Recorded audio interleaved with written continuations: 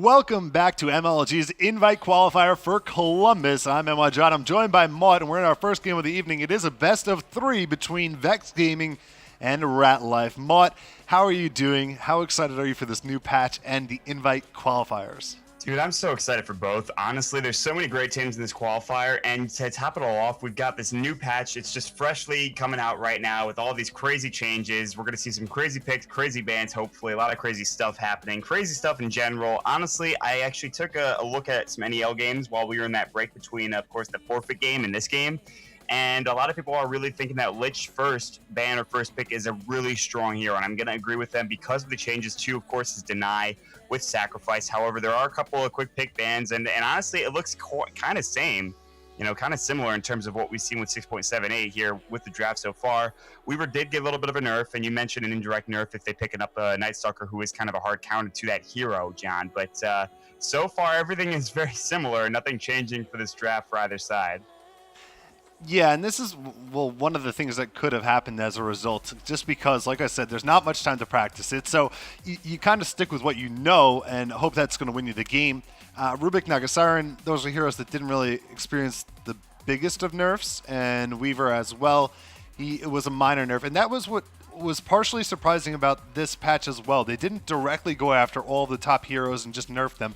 They instead tried to balance around with the map changes. They balanced some of the heroes that were underwhelming, and there is a hero that got a huge change mod.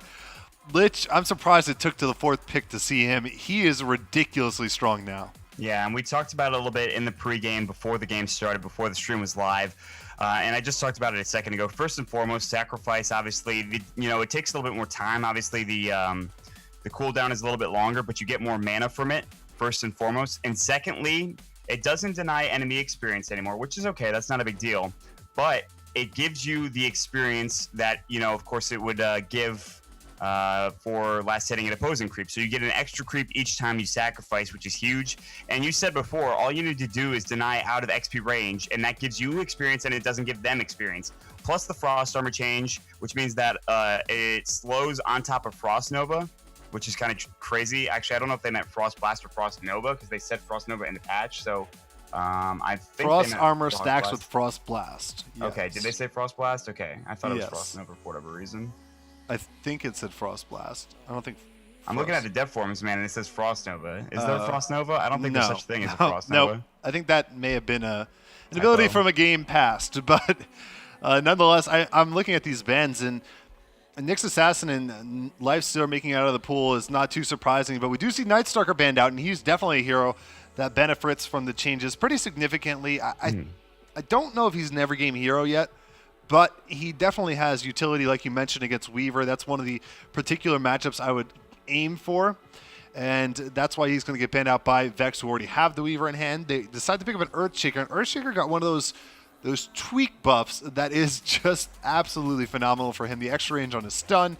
He can do a whole lot of crazy blocking and pulling now, which is really good since it's not as accessible to some supports. So he definitely is a strong hero. Luna gets picked up as well. She got buffed her ultimate. The limits have been removed, so Eclipse can absolutely destroy a single target if someone finds themselves alone with a Luna in a dark alley. And that is definitely going to be a decent impact. And Viper gets picked up too, another hero that got buffed, taking away the cooldown on the orb early. So you don't have to emphasize leveling the orb as heavily if you don't want to. Yeah, and that's a big thing, I feel like. And honestly, you really only need to maybe put 1 or 2 points in it. Obviously, it's a good ability, and you will max it out eventually. But I think that, all of his abilities are really deserving of getting maxed out at some point. And the big thing was getting to getting to level 3 poison attack, just so that you don't have to deal with the cooldown of however many seconds it was. And now you can kind of just spam it early on. So 1 point, 2 points, that's fine for early game harass, especially if you're a mid lane hero. And then you focus on Nether Toxin, you focus on Corrosive Skin, which is a really good ability in and of itself. So I think that Viper is a hero that is going to see a lot of play through this next patch. And I'm glad that he gets picked up already. You already mentioned Luna, an excellent pickup there. A lot of the carries that have been, kind of big deals as of recently have been, nerfed a little bit. You think about the Alchemist, the fact that his Chemical Rage now, he doesn't get that bonus HP is a big deal. There are other carries that are pretty acceptable to go for as well. So, I mean, there's a whole lot of new stuff that you can look at here. And really, until we get through a couple months of the metagame, we're not going to find a solid kind of standard lineup for some time. Everybody's going to be mixing and matching, if you will. Yeah, and I think Nature's Prophet, of course, is still a really strong hero. And I want to ask you, of course, I think one of his nerfs were that Treants give up more experience and a little bit more gold. In fact, I'm pretty sure that was one of them. Yes. But did they change anything to alter the way he can pick off couriers, since the courier changes in full effect with no flying couriers pre 3 or 4 minutes now? No, I don't think there's really anything other than They just that. buffed courier HP by a little bit, right? I think so, but I don't know if that's going to be enough, honestly. And he'll still be annoying as hell all over the map. He'll play that Rat Dota, and he'll be looking off for those courier pickoffs as well. So that's really the only change, obviously, was his Treant experience and gold difference. Ooh.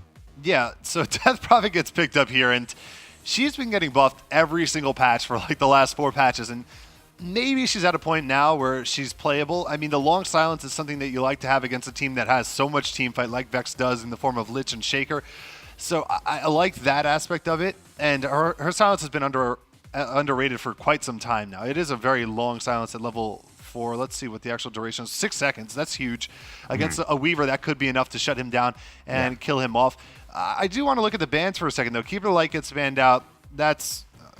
well, I mean, it's a decent ban, I suppose, because Vex Gaming could go for that support that just deters the push against a team that would like to probably push a little bit earlier, Luna Aura, Nature's Prophet, and Death Prophet was their last pick in mind. So obviously that could be one of the reasons. But Shadow Fiend is a hero that's not nearly as strong in my mind now because of the way the map is set up, because he's more prone to being ganked. And I talked to you about this before the game. He's just one of those heroes that didn't get a single change in the patch notes, but was indirectly nerfed pretty significantly in my mind. I feel like you almost have to give him a dual lane wherever he goes, and that's exactly what you don't want to do with Shadow Fiend because he needs experience. I think he's a Radiant-only hero now, but Clinks gets picked up last, and this is the hero you were talking about. I was, man. I was hyping him up. I think he's got a good buff going for him, man. And here's what Clinks has going for him right now. First and foremost, his Searing Arrows go through Magic Immunity. I think that's a big deal. Secondly, it does cost more to cast them by 2. It's from 8 to 10, but he also does more damage. Now maxing out at 60 with the 4th level of Searing Arrows. That's some decent damage early on here. They have no real detection coming out from Rat Life here. And they've got 2 Invis heroes. So there's going to be sentries all over the map, maybe for Rat Life and they should be doing that, because they're going to get played aggressively against, because there's a lot of aggressive heroes on Vex Gaming's side.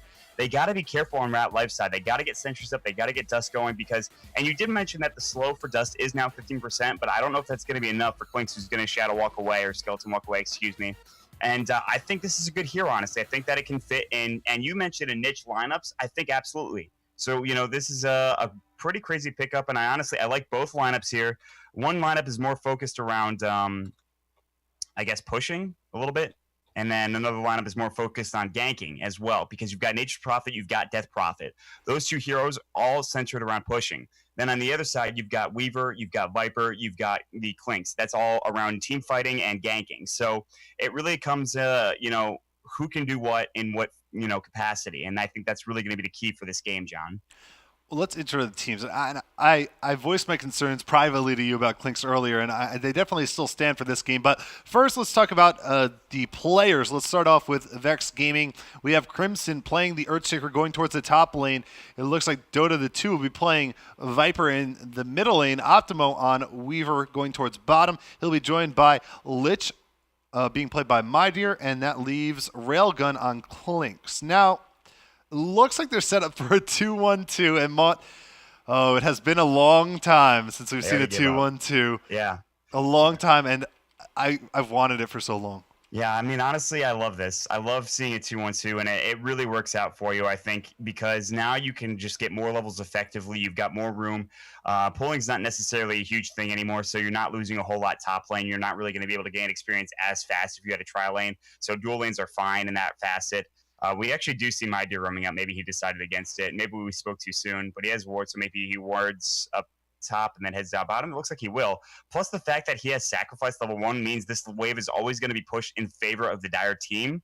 And they will try to pull, obviously, but you can contest that and gain experience with the Weaver. I'm sure they have sentries or something along those lines on the Radiant side. They do have sentries on the Naga Sirens. So, I mean, it's obvious that you can, of course, contest this. But at the same time, right now, I think Vex Gaming is doing okay, but actually they're rotating up to the top lane. Looks like it's going to be an aggressive tri lane versus a dual lane, potentially coming out from Ratlife's side. Yeah. So, Do you want to introduce Rat Life? yeah, I completely forgot. Apologies, but here It's we go. okay. Shibby, the Great White Buffalo, is going to be on the Death Prophet. SXCC is going to be on the Nature's Prophet. We see Tate Dizzle on the Nagasar on top with, of course, Hackle Shots on the Rubik and Boda on the Luna. So everybody's kind of focused on the top half of this map for Rat Life here, and we'll see if, how these mid matchups go and how the top lane really goes. That's going to be the focus of the game. They're really actually just giving Optimo and My Deer a free lane, and that's huge because they can sacrifice, which means they get more experience than they really should. This is going to be nice for them, I think, down bottom. This is a strategy we haven't seen in quite some time, centralizing 4 heroes towards the top lane to make sure your push gets rolling early. But I think push strats are going to be definitely better in this patch because of just the extra yield that Towers gives in terms of gold, the extra potential from some of the heroes that are involved in pushing strategies. Middle lane, we already see them going back and forth, but it looks like top lane, they're able to get first blood while I'm not looking, and I'm not hearing game sounds of mine, so I hope people are hearing them on the stream. We'll have to try and confirm that.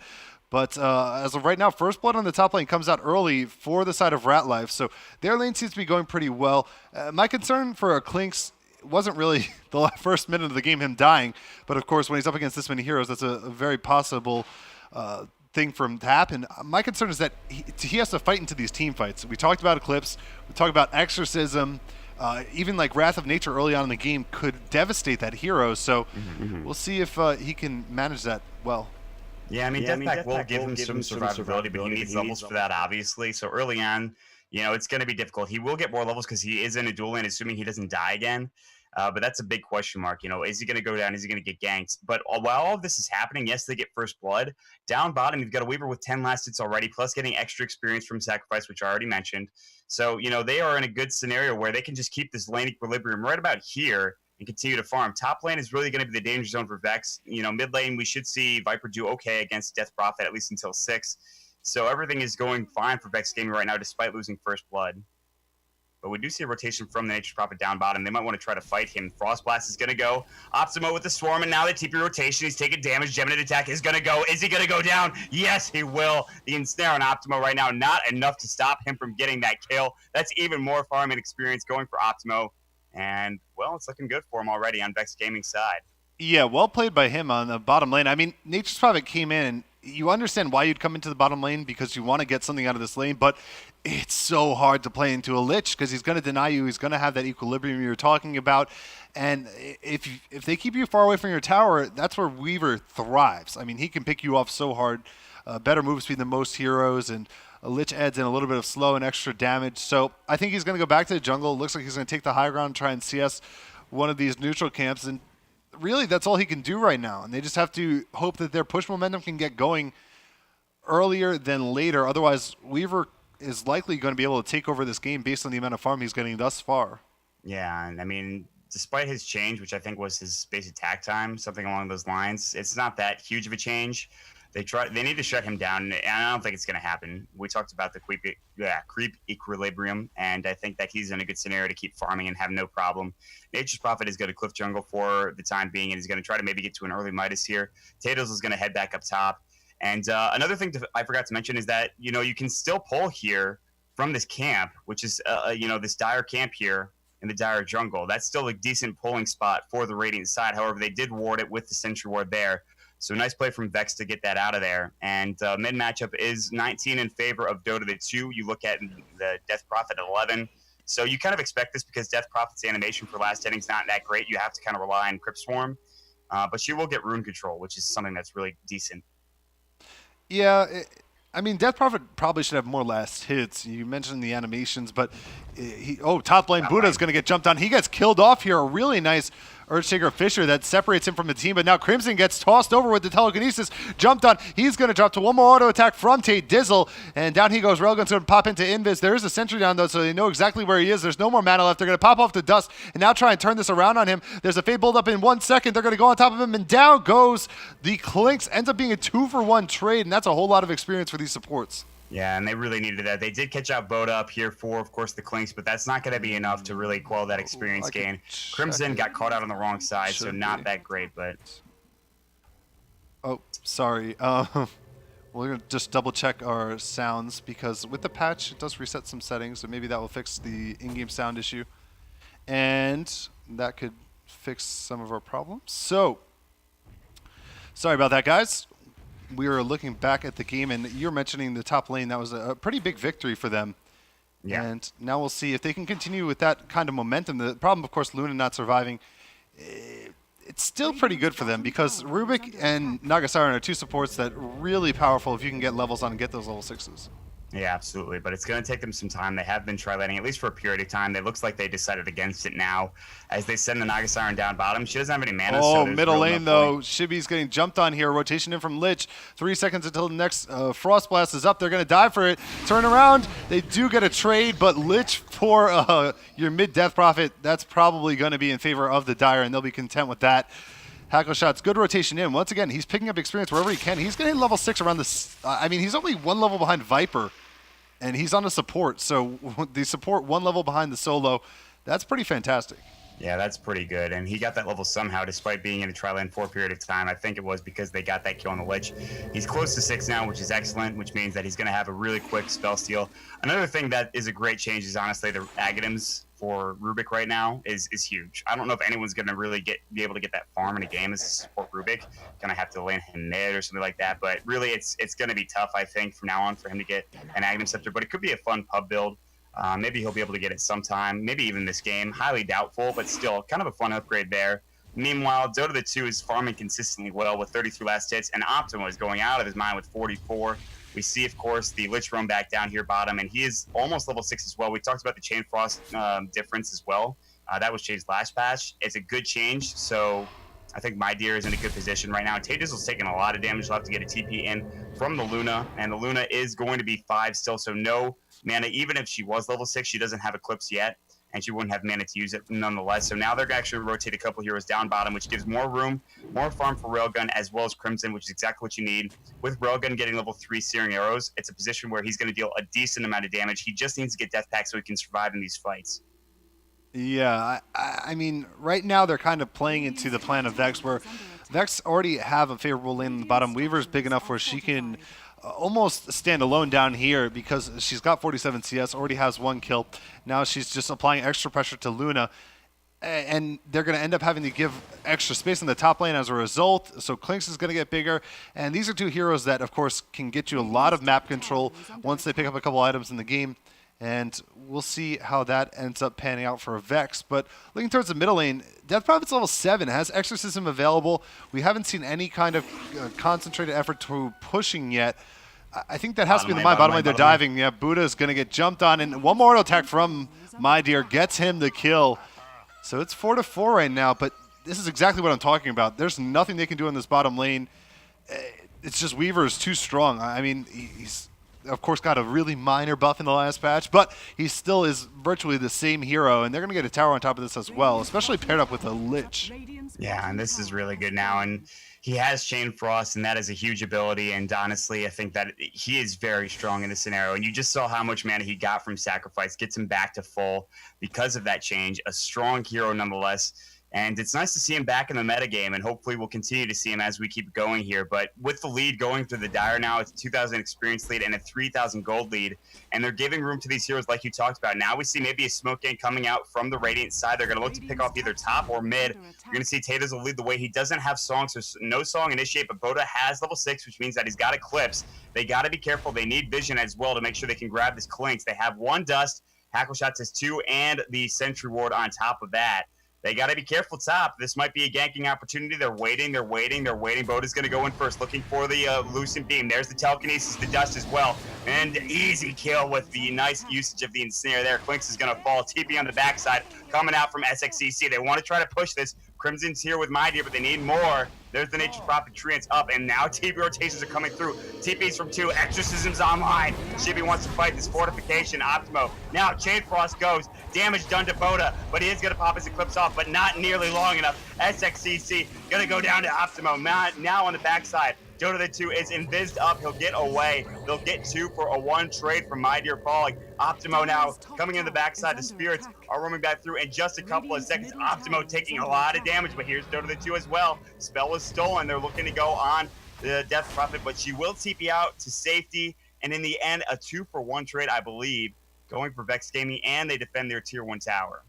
Yeah, that Fisher block was amazing. He blocked him right into the trees because, of course, the Luna had dipped in to try and find the Lich, but Lich was able to get the Chain Frost off. They were able to block the Luna in, and it was not worth it because she only got one proc from her ultimate, which is entirely underwhelming. Now they're going to turn this around and end up pushing it onto the Radiant. We talked about the fact that the Radiant is a pushing lineup. They cannot fall behind early because they're going to need that gold from taking towers down. And it looks like they will not be able to take this tower down because they do have a lot of low HP heroes. They don't have anything like a mech in sight yet. So they're going to back up as Death Prophet makes his way back up here, or her way back up here, rather. She just doesn't have much farm. 900 gold in the bank. Curious to see what kind of boots she's going to build.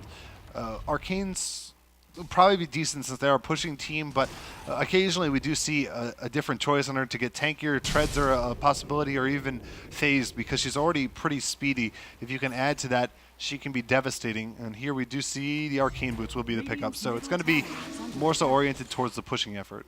Yeah, and they really need to go that route. They need to grab towers. They got to get that magic damage going and physical damage to the towers with the Exorcism. Fisher block, nicely done on Shibby top lane. Now she's going to pop her Exorcism, but dies instantly. Crimson with the hate coming out from that Echo Slam. Earthshaker says, no, you don't. And that's an easy kill going there. Bottom lane, Optimo's going on top of Boda, and Boda's just going to back it up to the jungle, but he's juking the wrong direction, trying to get to his teammate. And Optimo's going to try and catch up. He pops off the drum charges and still going to pursue. SXCC comes in from the side, but Boda might take too much damage here. He might die. One more auto attack will do it. Is there a Geminate? They got it anyway, and now he's going to turn on to SXCC. He's just going to have to TP out of here, and he will be okay. But that was devastating. I mean, two heroes in the middle lane. Taydizzle has to pop off a song to fend off the aggression from Mighty as well as the two, and everything is falling apart for Rat Life in this game one. They can't get anything going for their team right now, and they're on their back foot all across the map.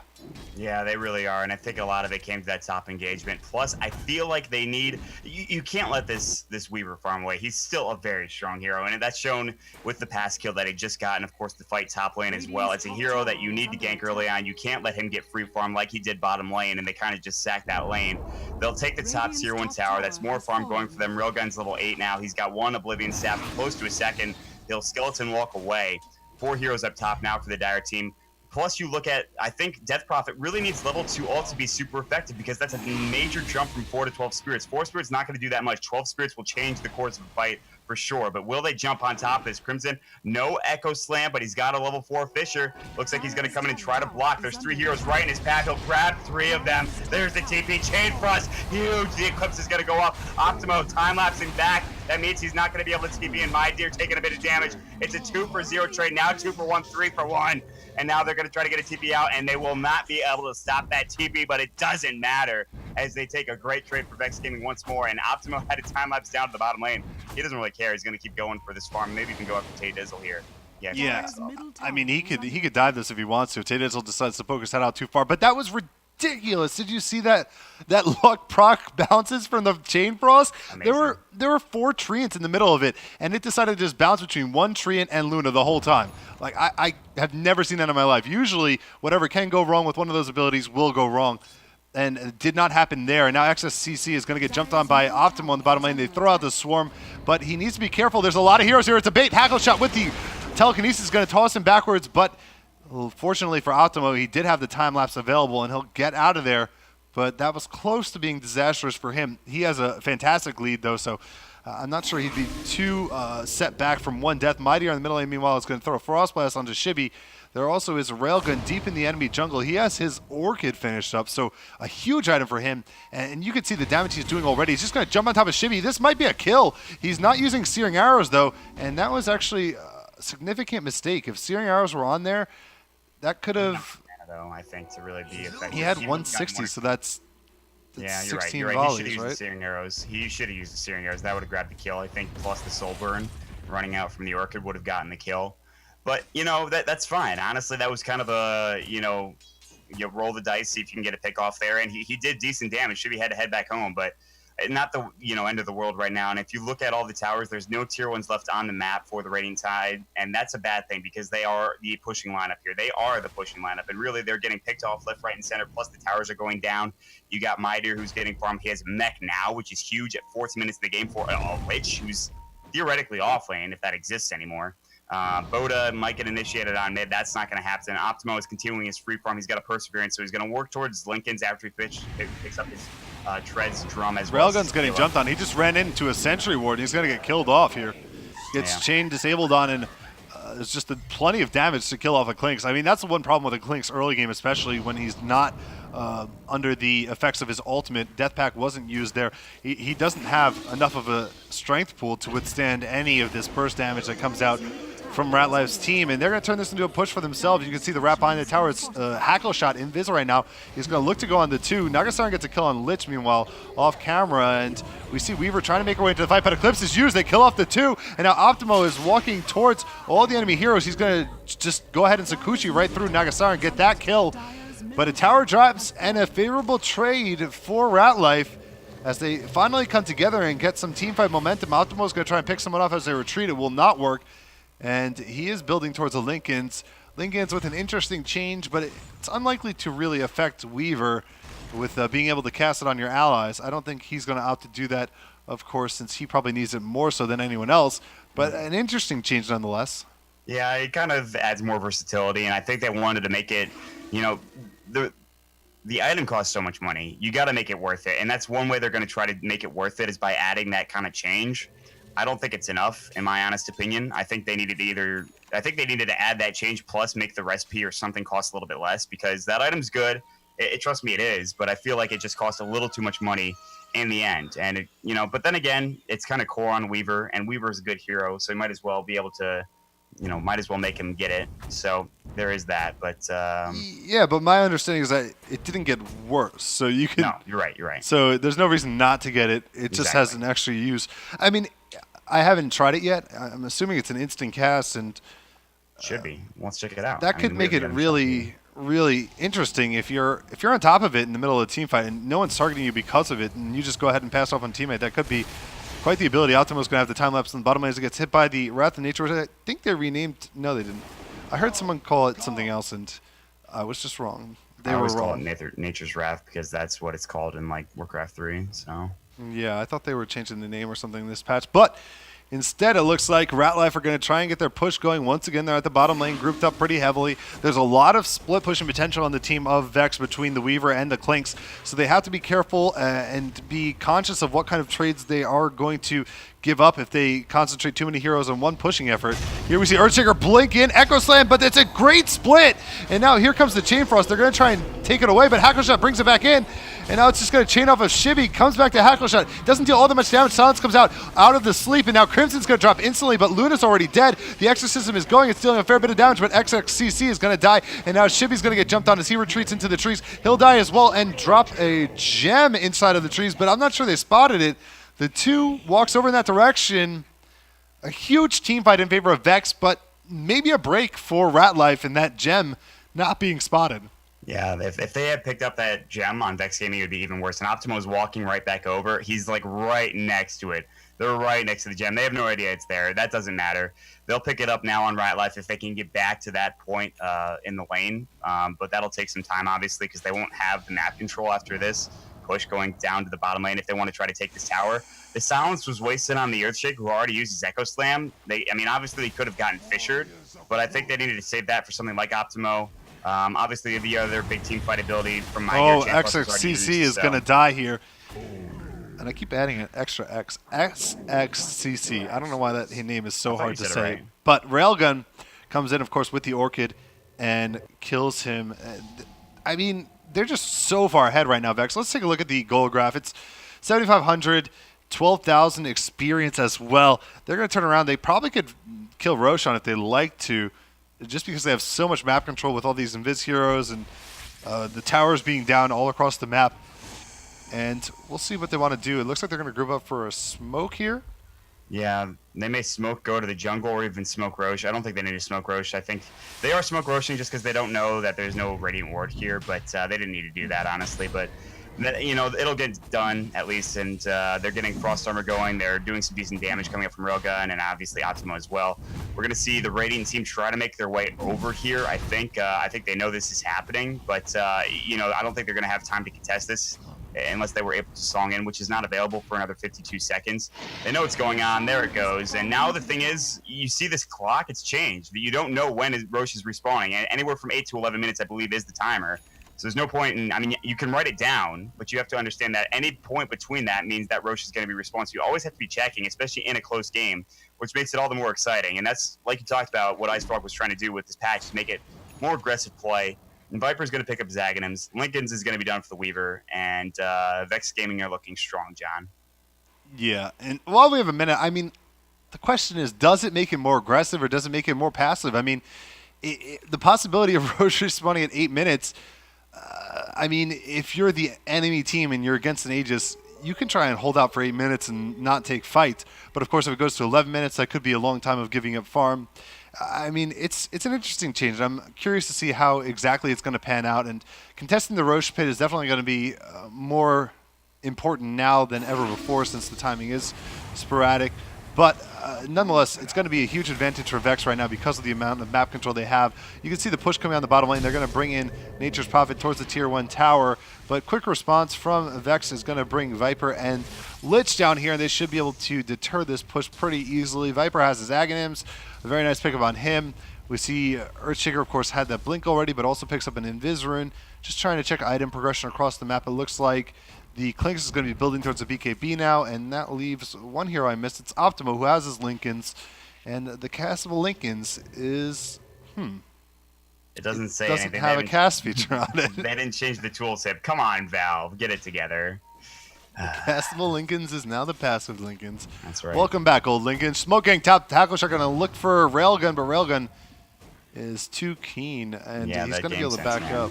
Yeah, that game sense from Railgun. He'll get his way right out of there. Not even a problem. Now they know that there's at least a couple top.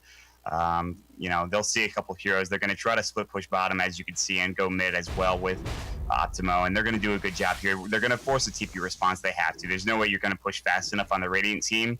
Otherwise, you're going to lose not one, but possibly 2 towers, and both tier 2s at that. So they're going to keep trying to push top. They should have TPs on them. In fact, they do. So not a huge deal, obviously, for the Radiant team. But here we go. The push is going to be engaged. And now the question is, do you continue to go for this push, or do you trade tier 2s is the question, as Optimo is really working on this tier 2 mid tower. Fortification should be available on both sides. Dyer's is going to get fortified. They wanted to throw the Exorcism out to try to push this down as quickly as possible, and they'll do a good job. But Boda's going to go ahead and TP, but nice Echo Slam coming through the Fissure. They all TP top. The Silence going through the 2. He cannot get off his Viper Strike, but now TP's from Shibby, as he will get out of there just in time. They are going to chase, and they will grab another kill. That time it's going to be on the Rubik. That's 3 down. What a response coming out from Vex Gaming. And not only will they take 1 tier 2, they'll take a second and a fight and defend tier 2 top. Vex Gaming, they're so strong right now. Yeah, that was ridiculous play. I mean, anytime you can 3 versus 5, you're in a pretty strong position. And that initiation from Shaker, I mean, Shaker, he's a good hero. He's been a good hero, but against pushing lines especially, that long range disable, and then once you're able to get that blink up and come in with an Echo Slam, you're going to devastate heroes that have to naturally group up a little bit for a pushing effort, and that's exactly what he's done so far in this game. And I think it might be at that point where Vex are just so far ahead that it's really difficult for Ratlight to come back. I mean, looking at a pushing team, what you usually want to do is trade some experience for gold, where you're giving up an experience lead, but you're getting a gold lead. They have neither. They're behind an experience and gold. They're going to sleep to catch Railgun here. They throw down a sentry, trying to get this kill. He doesn't have his BKB. He has enough money for it, needs to buy it now, but instead he's going to get lifted up and killed off and lose the money for his BKB. Today was a sad day for Clinks. Yeah, he can always buy back and, you know, help the effort top. He'd have to take a little bit of time to get there, but you're right, he did lose his money for his BKB, which is sad, obviously, but they don't seem too concerned. They're looking like they want to push mid right now, but they really should be defending top. They shouldn't let another tower go here. Not that they can really fight into it. I mean, they do have the team fight ultimates, which is something to keep in mind, but instead they want to try to push with Exorcism. Exorcism should be level 2 now. In fact, it is. And it is going to be a fortification coming up for the Radiant, but not for long. Now, the tier 2 mid taking a bit of damage here from this Exorcism. Optimo is going to take that tier 1, or tier 2 bottom, or top, excuse me. God, I can't even get the lanes right. And they'll trade tier 2 for tier 2, so at least they will get a tower out of this. Now they're going to TP away. And but that's the last outer tower on the map coming out from Rat Life, and well, they're still at tier 1 bottom is the thing, and there's still plenty of outer towers on the dire side. So VexX Gaming, I think, is okay with that trade. Yeah, and we actually saw Rubik interrupt one of the TPs for Viper. So, yeah, I know a nice little play for him. There never was going to be an engagement on that tier 2 because it was already pretty much dead, but nonetheless, he was putting in the effort to try and keep his teammates safe. And I think that trading right now, considering there's already a huge gold lead for Vex, is going to be slightly in favor of, until it gets to the actual base towers, is going to be slightly in favor of Ratlet because they're getting a little bit more gold. They're giving themselves a chance at the very least by picking up some items like the BKB that's now up on Luna, like Nature's Prophet has his Shadow Blade, he has 2,000 gold on top of that. So they're giving themselves a legitimate chance at some of these team fights. But on the flip side, of course, Weaver's continually getting larger and larger. His net worth now at 13,000, excuse me, and Viper's up there at 11,000, and Klink's rounding out the top 3 at 10,000. So they're a wide margin ahead of any of the heroes on the side of the Radiant, and that is going to be a legitimate concern unless this team fight comes together in a huge way. And I mean, once Klinks has his BKB, it's going to be tough to focus him down since there is a lot of magic damage. So I'm interested to see how the next team fighter to go. It's probably going to determine the fate of this game, but Vex still with a significant lead. Yeah, absolutely, and they just need to keep playing their game. But right now, they're going to get ganked here. Dota the 2, Viper Strike up on Hackle Shots. They'll trade Viper Strike for Viper Strike. Exorcism flying and snare on the 2. Mech's going to go as well, but can they get this kill? It doesn't look like it. Echo Slam coming through from Crimson with a huge blink. The 2 still alive, but only barely. He's going to get denied. He got denied there. You saw the exclamation point coming over the head there. And now the Eclipse flying on the backside. BKB's going to go. He's going to try to TP out. Not going to make it in time. Searing arrows do go through magic immunity. That damage is still quite a bit from Railgun. So there it is. 4 for 1 trade. And another team fight now goes the way of Vex. And I think now with this, they're going to look to push towards mid and try to go for a tier 3 tower. The Aegis is gone. I don't think they really care about that, though. No. And a couple of things worth noting in the middle of the team fight. They had an opportunity to take the gem. Weaver walked on top of it with an empty slot, decided not to take it for whatever reason. So that's a little bit of a shame because then Nature's Prophet, while Invis walked over and casually swooped it up, that could have been nice for them to have. But nonetheless, you mentioned they still were able to win the fight, and now they're going to be pushing towards middle tier 3. They have a Desolator on its way out to Weaver, so he is considerably larger than anyone else in the game and will continue to grow at a rapid rate as no one has prevented him from doing so. Looking at the scoreboard, it shows us that he's 6-0 right now, so leading the way in terms of kills and 0 deaths as well. And Earthshaker is 400 gold away from an Aghanims, so he could have Aghanims, Blink, Arcane, Earthshaker at 29 minutes or so. That would be absolutely outrageous for a support. And I mean, his net worth is 7,500. Oh, he's tied with the Death Prophet. So he's had huge farm for a support in this game, and it just goes to show you how poorly a Death Prophet's done. It's been a tough matchup, and Red Life did pick the more unique lineup of the two, probably. Each team with a couple of unique picks, but as a whole, they're more push-oriented, and they never got the pushing going. And it definitely is a reason why they're struggling to find any semblance of momentum right now. All right. I apologize, but I was watching this Roche timer the entire time. It was really crazy to watch. If anybody's watching a game, that thing was nuts. So sorry. I don't know. The way they changed it was really weird. Optimo in the top lane. Maybe going to get ganked. Time lapse out of the ensnare. Dust is going to fly. He's going to throw up the storm. He's got Shikuchi in one. However, he's going to get silenced right now. Still getting chased here, but here's Railgun. He wants to fight. BKB. Song doesn't matter when you got BKB. Tate Izzle. Orchid might pop you. No, it's not going to. There's the Chain Frost coming through, and now Shibby is done as well. It's a 1-0 trade. Dust gets popped. They're going to keep going. And just like that, they kill Shibby, and nice counter engagement there. So, all right. We're back in it. Yeah, Vex are just so huge and have mounted a great lead right now. They're going to march towards the base, and this is their game to win, and this should be a push to Rax, really. There's nothing that's preventing them from doing so. They have almost all their cooldowns. They use Chain Frost, of course, but Chain Frost is probably the least important out of all of them right now as they take down towers so quickly. Desolator on top of Searing Arrows flying out. This tier 3 is dropping rapidly, and they're going to look towards the Rax next. Is there an engage coming out from the Radiant? We do have Earthshaker ready with a counter engage. If so, he has Echo Stomp available, Fisher available as well. So this could get ugly in a heartbeat for the Radiant if they try and do anything too adventurous. The two get sauced up in the air with telekinesis. In comes Shibby. They're trying to close the gap here. Optimus taking a lot of damage. He's silenced off. He's going to die. Might buy back in time lapse in. No, he'll decide not to do that.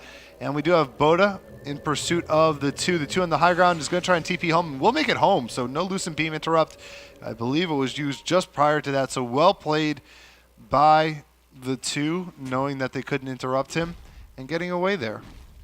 Yeah, that was a really good fight, I think, from Vex. I mean, it wasn't really a fight, I guess. It was really good. Just say, okay, we'll take the Rax and we'll back. We don't need to fight into this, especially if Optimo gets focused, which he did. You mentioned he could have time-lapsed in and, bought back time-lapsed in, and he absolutely could have done that, but they just wanted to be safe. They got the Rex. They got what they came for. Now they're going to keep playing their game. This gives more time to SXCC and the rest of the lineup for Rat Life, but if you look at the graphs right now, they're down 25,000 experience and almost 20,000 gold, and they're actually going to get ganked here. Chain Frost, for whatever reason, gets used on SXCC solo. I don't know what his thought process was, but it didn't work nonetheless, and that's an Aghanim's done for the Earthshaker at least, however. So they've got items, and it's maybe time for fighting for Vex Gaming. Yeah, I mean, Chain Frost has a mini stun on it, so it interrupts his TP home, I suppose, for a second, but that was a very ambitious Lich. he would have to get the longest range bounce onto the range creep, and the range creep could only toss it back twice at most, I believe. So, I don't know. That was against all odds. It didn't work out for him, so he has to be a little bit more careful. But the abilities should be back up by the time they go for an engage. And we do have Railgun coming towards the middle lane. He's invis. Let's check out his items. He does have a Demon's Edge, as well as that BKB and Orchid, which he's had for a while now. So probably going towards an MKB, I'd imagine, and that should be up in the next 5 minutes or so. And Luna up to a Yasha. We have a 4-staff on Rubik. It's still just a mech on Death Prophet. Hasn't made it to the Sheep, which it looks like he's going for as the second item. We have a Medallion of Courage coming up in Naga Siren shortly. Really small short-term goals from the Radiant, as you would expect in this large of a deficit, and big game-defining item pickups coming out from Vex on the Dire side with their huge lead. Yeah, and I think it's going to continue to go their way, honestly. I don't think, especially when you're down a set of racks here, you're trying to push everything out. I mean, they're just working on top lane together. Luna just finished up her Yasha. She's also got a Morbid Mask, which probably means Helm of the Dominator, but that's really way too late at this point in terms of that item progression. You look at Leclinx, which you talked about, who's got pretty close to an MKB, at least I imagine it's going to be an MKB. He can go crit if he wants to, but I don't think that's going to be the case. He dishes out damage already with the amount of damage he's got, but even more so when he finishes up that item. And you look at the net worth chart as well, they've got the top 3 farmers in the game, and that's up against an Nature's Prophet as well. So with an Aegis now up on, let's see, who was that? Optimo, I'd imagine. Yeah, they're going to look to push towards either mid or bottom here. They're split pushing now. Top lane is trying to push in for, Shibby and the rest of Rat Life as they're going to go for the tier 2 tower. But there's going to be a defense coming out. It looks like Crimson's going to make his way over there. This is, remember, it's still not level 3 ultimate, but it's still pretty damn good. The damage isn't quite there. He's going to smoke up, maybe look for Blink Echo Slam initiation, but he needs help on the backside. And they're going to fortify the Dire structures. There's going to be the Echo Slam, missing pretty much everybody. He's going to hit up the Fisher, though, but he's got no help on the backside. He'll back off. They'll at least push the wave back. Song mid lane right now. They want to fight this here. Dota the 2 still very tanky with his heart. Same with Optimo. Now telekinesis up on Dota the 2. Wow, he got melted, man. He got melted from the Eclipse and the Exorcism. They take him out in a matter of seconds. He's down for 60 seconds there. And they don't even take the tier 3 tower. They were very close to it, but they didn't have all of their heroes there to fight. Yeah, that was a really good play by Nagasiren to make sure she got to sleep earlier and allowed her team to rotate in after they got out cleanly from top lane. And that was a pretty rough Echo Slam coming out from Earthshaker. I mean, he needed to hit somebody at the very least so that they couldn't respond to mid lane, and he didn't catch anybody off for a prolonged period of time, and resulted in them allowing to defend the middle lane and get a kill on Viper. So Well played there by Ratlife. They're going to try and turn it around with a push, but now Exorcism is going to be on cooldown, so I can't imagine this push going all too well. They definitely need that ability and every other ability they have in their arsenal to put up a fight, since they are behind in terms of gold. But Death Prophet is 700 or 750 gold away from finishing up her Scythe now, which will be a very nice pickup for her. If they can get to that and get some initiation onto someone like the Clinks or the Weaver after someone takes off her Lincolns, then that could be very strong. Clinks has a DD. He's stalking in the jungle looking for a target to pounce upon. Nobody is showing up for him, though. They're a little bit deeper into the dire jungle than he would like to be. SXCC has picked up his sheep as well, and there's a couple items coming up for the Radiant. I mean, we look at the graphs and it says that it's a 25,000 experience advantage, 20,000 gold advantage. Oh, Railgun. Goodbye, Tay Dizzle. Yeah, that's but he might trade himself. Hackle shot, no, gonna get jumped on. He's gonna die to the orbs as well. Could he kill everybody? Buddha's dropping. He turns around to Shibby, puts the attacks on him. Shibby has to mech himself up, and Railgun is just going ham. But DD has expired and it doesn't have anyone. Death packed right now, so his damage isn't quite as optimized as it was for a moment. Middle tower goes down as Optimal takes advantage of his teammates' actions and decides to split push. Now he comes back in. Optimal gets his Lincolns popped. The 2 comes in under smoke. They're going to jump on top of Shibby. Shibby gets hit by 1 orb. He pops off the Exorcism. They're going to turn around and try and fight this. The silence catches 2. They're going to sheep Optimal first. Optimal taking a lot of damage. Can he get out of the sheep? Does he have a time lapse available? He does, and he has an Aegis as well. They're going to turn around from behind. Clinks comes in, cleans up Death Prophet. Nature's Prophet is dead. Buddha's getting attacked. GG is called from Shibby, and game 1 is going to go to Vex. A rather clean, resounding victory for Vex Gaming over Ratlife in game 1 of our first series of the MLG Columbus Invite qualifiers. Yeah, that was, like you said, was well-rounded from Vex Gaming. They got the heroes they wanted to get, and Lich showed up strong, I think, in the early game, grabbing some nice experience down that bottom lane for the Weaver and for himself. Later on, it became, kind of the Echo Slam show for the Earthshaker, grabbing them another early lead as well. Viper plus the Weaver plus the Clinks getting their farm, hitting their timings, making it so that you got some pickoffs on the backside of a push or a counter engage on the backside of a push. Really, Vex Gaming, they had the lead from early on, and they just didn't let up. Especially since the Weaver got free farm in that bottom lane, which for some reason they sacked. Made it really difficult for Shibby and Ratlife to get back into this one. And I admire their pickup for the Death Prophet, but it didn't work out in their favor. Maybe in a different lineup that works, because you saw how much damage the Exorcism can do when leveled up to level 11. But I think at the first level, the ultimate's not nearly good enough to be effective early on. I think that would need to be a change. Still, though, great series so far. We've got another couple of games coming up, John. Yeah, I think one of the main issues is that Lich is a very strong hero now. So, banning him is likely going to happen a lot in future games. Definitely keep an eye out for that. Also, looking at the lanes, top lane, their tri lane did well initially. They got a kill, but then they started trading. So you could say that lane, won in favor of the Dire, because if you're trading 3 into 2, you're getting experience advantages Dire because you have less heroes there, and you're getting a little bit of extra gold because you can pull and such. Meanwhile, the middle lane, it seemed to go in favor of the Viper. Bottom lane went in favor, of course, of the Weaver, and Lich against nobody. So there was no lane that really Ratlife took a hold of, and as a result, I mean, it just became overwhelming going into the mid game. Like, there's too much to try and fight against, especially as a pushing lineup as well, because if the other team has any leg to stand on in early game team fights, that's what they're going to do. And we'll see if perhaps they decide to go with this sort of team lineup again, a more push-oriented team, but just revamp it so that it's more appropriate for some of the matchups they have. Or maybe just go a safe trial in and roll with the extra farm on one of their heroes.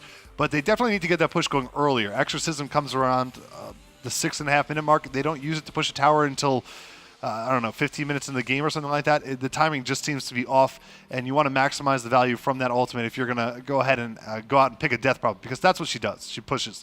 There's not much else to it. So that's it for Game 1. We'll have Game 2 coming up for you shortly between Vex Gaming and Ratlife. Don't go anywhere. We'll be back with the second game when it's ready.